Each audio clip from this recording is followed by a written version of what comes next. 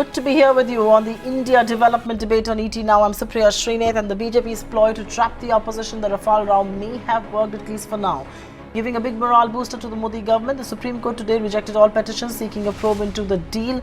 The three-judge bench headed by Chief Justice Ranjan Gogoi ruled that there will be no procedural lapses, or so it seems, in awarding the deal, even as it reminded the petitioners that there cannot be any compromise on national security. The court also found no merit in the accusation that the deal was designed to benefit Anil Ambani's defence equipment firm. The BJP has hit out at the government, seeking an apology from Rahul Gandhi for misleading the nation. But instead of going on the defensive, the Congress president launched a scathing counter-attack of his own, accusing the government of misleading the top court, including the non-existent clean chits given by the CAG and the Public Accounts Committee, because those reports, according to him, have never been produced. The petitioners, including senior counsel Prashant Bhushan, are planning to submit a fresh plea, giving clear indications that the Rafale row is far from over. The politics over the Rafale verdict is what we are discussing right here on the India development debate this evening. And joining us is a special panel right here. Vineet Goenka, member and ex-national co-convener of the IT cell of the BJP. Sanjay Jha represents the Congress party here. Colonel Ajay Shukla, senior journalist and strategic affairs expert, and C. R. M. Sundaram, senior counsel of the Supreme Court. So thank you very, very much, each one of you, for joining us. And Ajay Shukla, if I may begin with you, there is much that has been said. There is much that has been written as far as the Supreme Court's verdict today is concerned. Do you believe this is going to further ignite the politics over this? And do you really believe this is a body blow for the petitioners and everybody else who's questioned this deal?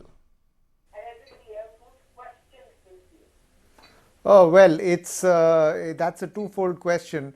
Whether it's a body blow for the petitioners or not, the Congress party has successfully dissociated itself from this verdict and in fact from all these petitions, saying that these petitions were filed by BJP sympathizers who actually wanted to extract a favorable decision from the Supreme Court, and they've succeeded in doing so. Now, whether this is true or not, the Congress is now taking the position that it doesn't want a Supreme Court verdict in its favor. What it wants is a joint parliamentary committee, a joint parliamentary probe, in which its own representatives would have a say as well, and in which there could be no so-called hera-peri. So the Congress continues to stick to that position. The Congress is sort of continuing to demand a JPC even today. And I certainly think that they will not let up on this particular issue. The political sort of jockeying and maneuvering is likely to continue, I feel. Okay. Let me just go across to Arima Sundaram before I go across to the political class here. And Sundaram, the Chief Justice-led bench very categorically, looking into the matter, said there is no need for any intervention, and perception of individuals cannot be the basis of a fishing and roving inquiry. Do you agree with what the court has said? And because, the politics over this is far from ending. Look, the politics in it is not going to end. This is grist for the political mill. It will continue. The opposition will continue making their demands. The Supreme Court judgment in no way will stop them from doing that, nor does it stop them from doing that. The point is, so far as the Supreme Court's judgment was concerned, it's really a reiteration of the first principles of law. What the Supreme Court really has said is that it's not the scope of judicial review when there's a question of pricing, is the price right or are the technical features right or not.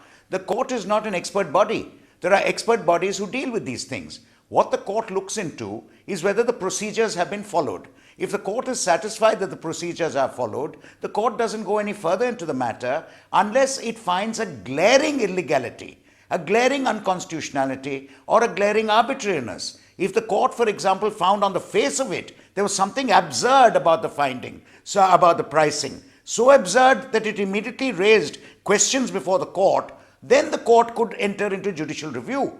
But if it's a question of, is the pricing right, could it have been done differently, was it right or not, the court is not there to investigate into all these things. And that is not the scope of judicial review. And what the Supreme Court has done today is to practically reiterate what we all know are the first principles of judicial review. The court in effect is saying that unless something in effect what the court has done is to say, what we find is various bodies have looked into it, various bodies have studied it, they are satisfied. Who are we to interfere? Procedure has been followed. Who are we to interfere? Now, the one takeaway for the government from all this is the court has not found such a glaring illegality that the court says, look, there's something on the face of the record which strikes us as illegal, therefore we should interfere. Now, the court has not found that, and that is a great takeaway for the government. But the politicians, so far as the opposition is concerned, can still insist on a JPC. They can insist on a CAG report being made available to the JPC. They can ask for the CVC to look into it. These are all political issues. These are matters within the legislative powers. These are within the executive powers. That's a totally different matter. But it's not a case of judicial review. And that's what the court has said. I understand that. No, I like the fact what you're saying here, that this is not a case for judicial review. This is actually a case of, the judicial review being, the first principle of judicial review being reiterated. Before I go any further on this, and I was tempted to ask Sanjay Jha that does this take the sting out of your attack? But before I go across, actually, let me just ask that question to Sanjay Jha, and then I will come to Vineet Goenka, because there is a very direct question that needs to be asked of the BJP today, and I think the conference just ended. Mr. Rahul Gandhi says that the Supreme Court judgment talks about a CAG report. Let me just get this out of the way then. Mr. Vineet Goenka, Rahul Gandhi says that, and the Supreme Court order that I've read, a 29-page order, also mentions that the CAG report, which was available to the PAC, has looked into the pricing, and this court refers to that being satisfied. The reality is that the PAC chairman, Mr. Mallikarjun Kharge, says there is no such report. Rahul Gandhi just did a press conference some time back and he said there is no such report. So which report are we referring to, and why is that report not available with the PAC chief? Mr. Kharge can always go to Supreme Court and say there is a contempt by the government has lied. I think in place of doing a press conference, they should have gone to Supreme Court and said, okay. You're making a point there. It's a valid point. He can go to the Supreme Court. But the truth has to be told to the people. There is some amount of miscommunication here. Have the courts understood it wrongly? Has the government given a wrong picture? Yeah, One wants to know, is there a CAG report on this? Has the PAC been been apprised of it? Go ahead. So what Rahul Gandhi did is, in that press conference, try to say that government has not presented right facts to the Supreme Court. That means government has lied. Then it is a case of contempt. I would be surprised to know that this has been done, in case it has been done. So they have a right to go to Supreme Court tomorrow and say, hey, Chief Justice, they have fooled you, they have lied to you, they have been incorrect in their facts, so please book them for contempt. And that can be a classic case for ouster of all of us, if that is the case. Now here I'd like to point out one thing. They put their B team, they go there with all their facts, figures, they ask for things. When Supreme Court rejects them on all the three cases, decision-making process, the pricing, and also the offset mechanism which has been used. All the three cases, Supreme Court has very categorically mentioned about them. Now, what they don't have anything, they talk about some CAG report, some PVC report. Maybe it's mentioned in the court order, Vineet Goenka, and which is why. Let me just get in Ajay Shukla, the expert on this. If that CAG report has not been given to the Supreme Court, that means it's a serious contempt. You understand? Supreme Court judges don't sit here. They are not. But that is exactly. So, okay, Sanjay Jha, I'm coming to you. Give me a minute. Let me tell you one thing. Give me a minute. Vineet Goenka, I want to address the CAG part of it, because I was very surprised myself. I track Parliament. I was not aware of a CAG report. The CAG report is made public. It comes to the PAC. Give me a second. But that is not the solution. That is not the solution. Going to the court and saying contempt is not the solution. If not Congress, there are B team who have gone to Supreme Court. But Vineet Goenka, just to remind our viewers here, one second. Because you and I are sitting in the studio, we don't need to get into a mudslinging match. I am going to moderate this show to the best of my ability, but I will have to put... That's why I'm saying, give me a minute. I will have to put facts on the table. Whoever interest they are serving to, let the petitioners take this clue and go to Supreme Court. The reality is that Congress party was not even a petitioner. The petitioner was former BJP members, actually present BJP members, Arun Shourie and Reshma Sinha, who haven't been thrown out by the party. But give me a minute, let me go across to Sanjay Jha. And Sanjay, if at all the court... Vineet Goenka, are you going to co-host the show with me? If that is the case, then we can both talk at the same time. Otherwise, let me host this for myself, because I've got direct questions for Sanjay Jha as well. So give me a minute, let me ask questions. Sanjay Jha, you may laugh and you may smile at whatever is being said here. The reality also is that, somewhere along the line, people will say the headline is that the Congress, the petitioners are snubbed. I know you were not a party. It's important to point that out. Congress was not a party in that case. You have for very long said Supreme Court is not the appropriate, the forum to address this issue.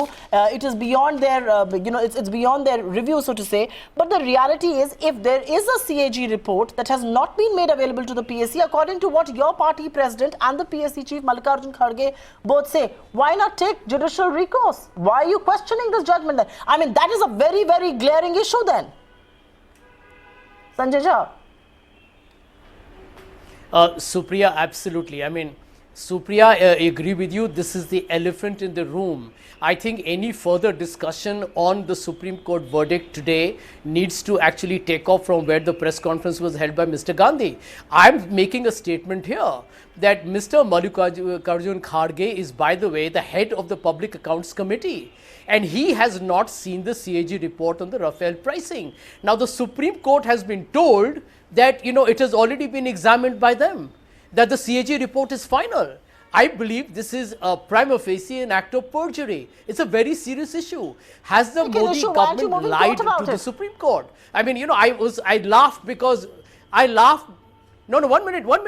We've just talked about it. Tomorrow is another day. But let me tell you one thing, Supriya. I was astonished that the BJP spokesperson said, some CAG. That's the reason why I grinned. I was shocked. I'm stunned by that kind of casual, contemptuous dismissing of a constitutional body. But let me make this very fundamental point here. Why would the government lie to the PAC, to Parliament, to CAG, to the opposition, to the public of India and to the Supreme Court? What is the government trying to hide on the pricing of the Rafale aircraft? Because that's exactly my point. If you think they've lied, move court instead of creating a press conference on this. The price has gone up by 300%. Sanjay. Okay, Sanjay, I'm going to get into the pricing. Give me a minute. I will go across to Ajay Shukla. And Ajay Shukla, I think it's a very, Ajay Shukla, I think it's a very, very glaring issue. The Supreme Court judgment very categorically mentions the CAG report. It very categorically says the Public Accounts Committee. You have the PAC chief sit in the AICC headquarters next to his party president and say, I haven't got anything like this. He goes on to the extent of saying, I'm wondering if my signature has been forged for a report like this. And then, of course, everybody laughs and Rahul Gandhi refers to, is there a separate CAG that has been set up and all of that. If this were the case, what has gone wrong? Is there miscommunication? Has the government misled? Have the courts misunderstood? Because if this is the case, then we can't be making, light of this matter. Supriya, this is a deeply flawed verdict and it's deeply flawed in many respects, but there are at least 3 factual inaccuracies that I can put before you right now. In addition to the CAG inaccuracy, there is no CAG report that has been put before the PAC and certainly none that has come into the public domain in a redacted form as the judgment says. But this is not the only factual inaccuracy there. The judgment also says in playing up the external security threat and the need for these 36 Rafale, it mentions and this is anathema for a defense analyst like me. It mentions that in the region, our adversaries have got 20 squadrons of 5th generation fighters. In fact, Supriya, there is not even one squadron of a 5th generation fighter amongst any of our 2 adversaries, Pakistan and China. China is still in the process of developmental trials of its 5th generation aircraft. So in painting this urgent need for these 36 Rafale, the Supreme Court has clearly been fed incorrect answer or incorrect solutions, and I don't know who fed these solutions, whether it's part of the government affidavit, but if it is downright perjury. In addition to this, the verdict also mentions that this issue only blew up when French President François Hollande in September 2016 mentioned that he had been leaned on by the Indian government to give offsets to Anil Ambani. As we know, this issue has been smoldering for over a year now. In November 2011, Defense Minister Nirmala Sitharaman held a big press conference where she started rebutting the charges that the Congress was levelling about the Rafale. That was the press conference in which she offered to reveal the prices of the comparative prices of the 2007 tender versus the 2016 deal, an offer that she subsequently resigned from on the grounds of national Right. security. So there are all these major Right. mistakes and factual inaccuracies in the judgment that make it a very Okay. suspect judgment indeed. Okay. Okay, Ajay Shukla, give me a minute. I'll go across to Arima Sundaram. And, sir, if there are indeed these factual errors, errors on what our adversaries have, errors on, apparently even a letter that quotes Indian Air Force official, and this is nowhere in the record, this has been taken nowhere into account. What do you think has gone wrong? Have the courts misunderstood? Is the affidavit that the government has submitted, is there something that's not, is the full picture not being told? Is the opposition justified in questioning these things, and where would you believe the blame rests? Look, let me answer your question in two parts. The first is, this is the exact point of judicial review. You see, in judicial review, what is within the scope of what the court will do? The court will see, have you followed procedures? The court will see, is there any glaring case of irregularity, of illegality? Is there any glaring case where corruption can be attributed? Are these things which have left a lot to be wondered about? And it has to be an extreme case. Otherwise, the court is embarking on an inquiry in a matter in which the court is ill-equipped to do. The court is not an expert in technical matters. Court is not an expert in pricing matters. The court is not going to sit and weigh the this pricing against that, or this technical matter against that. But what the court will see is there some kind of fishy business behind all this? And if the court is satisfied from the records that there is a fishy business, then the court looks into it, not otherwise. That's one part of it. The other part of it, and I can't help thinking, if all these facts, and I'm taking it from you for this purpose of this discussion, that these facts are wrongly found in the judgment. Who gave the facts? Who gave the facts? The court had two parties before it. The two parties placed facts before the court. The court dealt with the facts. The government stated facts. The other side did not controvert them or place their facts. The court decided it. What shocks me is the Congress is now saying glaring irregularities, glaring errors in the judgment.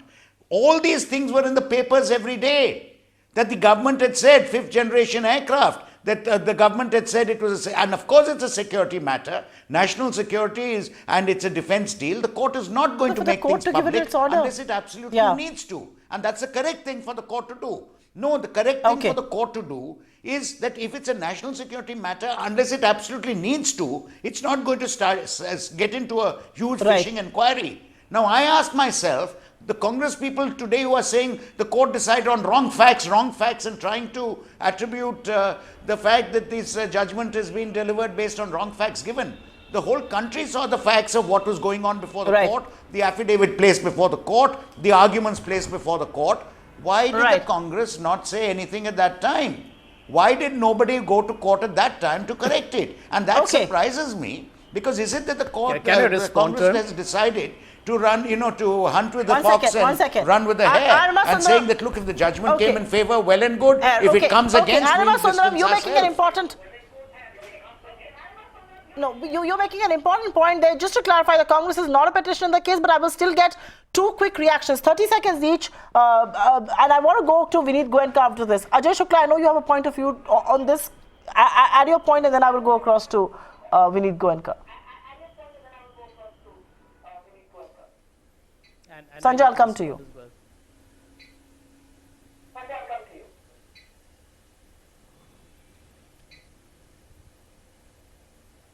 Ajay Shukla, you have a point to be made there on facts that are being put out that were in the public domain. Why were they not refuted then? I didn't realize you were coming to me.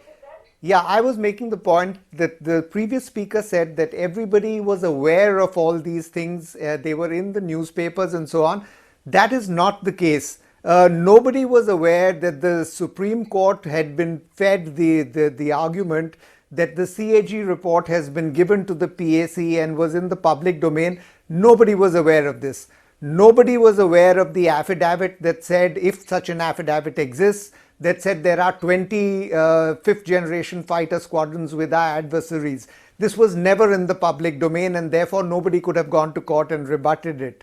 The conclusion that the Supreme Court has reached that this issue only blew up when François Hollande made his statement, nobody was aware that the Supreme Court believed this. So it was not possible to actually go and rebut all these things. That's my simple point. Okay, fair point indeed. Sanjay Jha, I know you want to make a point, but I will club it with a question. Just give me a minute from now. Vineet Goenka, if you look at it from the government's point of view, you're right in saying that, the sting is off their attack and the courts have said what they have. The reality is it is out of their purview, and at a lot of places the courts do say that. The question that I do want to ask you, though, is that if everything is, if everything is so crystal clear and so transparent now, why are you not agreeing on a JPC probe? You insisted on this on 2G. Why are you shying away from it now? Let the wheat be separated from the chaff. Let facts and figures come to light. What is wrong with having a JPC probe? So I have two parts to my answer, and let me put them. So one, I think Jaitley ji and both Amit Shah ji were on records when they took the press conference today. And they said, why not only JPC? Why don't we have a detailed discussion in the floor of the House? Let the world watch the discussion. So once that has been done, and he has invited that Congress to have a discussion there. So whatever why did points you ask for a JPC on 2G? No, let them have a discussion on Rafale in the House first and prove whatever blames they are doing it. One. Number two, I have a question to Sanjay Jha ji and through him to Rahul Gandhi ji. 2007 they had found the procedure was over and Dassault was found as L1. What stopped them from 2007 to 2014? Why did they put the entire country's security at jeopardize? Why did they risk my soldiers? Why could not they close it? Was it some intentions which was holding them from 2007 to 2014 to close this particular deal? कुछ तो बात होगी कि कोई तो कारण होगा कि उन्होंने डील क्लोज नहीं किया. Augusta, Bosfor, we know all that. One more clause which they had, this was not there in this particular clause. I will take your question to Sanjay Jha because I have a question of my own. It's just that Sanjay Jha, I'm coming to you, and I will have to wrap up after this. I'm coming to you on that question. It's a direct question. He's saying it's a very valid question. Also, you sat on it for years. You never did anything about it.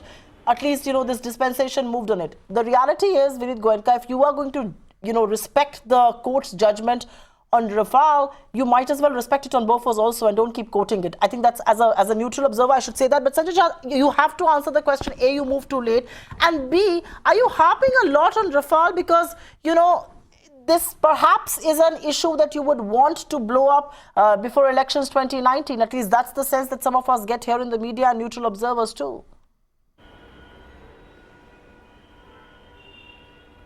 Well, Supriya, let me answer you in brief. The Supreme Court is not an investigating body. And we are alleging a criminal conspiracy to cheat India involving India's Prime Minister Narendra Modi and industrialist Anil Ambani. This needs to go through a very thorough forensic investigation. And there is no alternative to that. In a JPC, you'll be able to call witnesses. The Prime Minister will have to make explanations. And therefore, that is the only way forward. Now, the question raised by Mr. Goenka, let me tell you, sir, when you come for these debates, be better prepared. The truth is that it takes... No, let me answer Mr. Goenka because he sounded, he made some cheap rhetorical comments. Jara tayari karke aiye debates ke liye. I'll tell you what I'm making. I'll tell you what I'm saying. The truth is the Indian Air Force, the Indian Air Force chiefs... Yeah, let me finish. The Indian Air Force chiefs, the serious members of the defense forces, they take their time in choosing an aircraft. They take their time. They go through field trials. No, it doesn't take so long. Sanjay Jha, that argument doesn't cut with anybody. And that process concluded by the end of December. Sanjay Jha, while there is a lot of merit, do not mock the Indian Air Force. Sanjay Jha, please let me come in. Okay, Sanjay Jha, let me please come in. While I agree with a lot of what you say this evening, and there are some parts that I agree with the BJP over, where I don't agree with you is that it takes, it takes that long. It takes long, but it doesn't take so long to not be able to execute a deal in 2 terms in being in office. And if it does, then there is some serious rethinking that we need to do of our own defense procurement. Completely out of time here and can't thank this wonderful panel enough. I think Rafale will be an ongoing debate. We will continue to have these conversations, and some moot questions remain to be answered. Just the questions that Arima Sundaram made and Ajay Shukla made. Where are facts going wrong and how are facts going wrong? And this isn't just partisan anymore. I mean, Shiv Sena, one of the allies of the BJP, also wants this to be sorted out in Parliament and not in court. The reality is, will the court's verdict today end the controversy, or is this going to only fuel it further with elections around the corner? And I think that is something that our political class will want to keep alive and will want to keep talking about. Thank you very, very much, this wonderful panel, for being with me. We take a quick breather. We come back with yet another fascinating debate. It was the first RBI press conference headed by Governor Shaktikanta Das. We're given to understand big things were discussed, no substantive decision making happened. Has he reopened the channel of communication, and has he reset the move to bear confidence? All of that in a moment from now. Stay right here with us.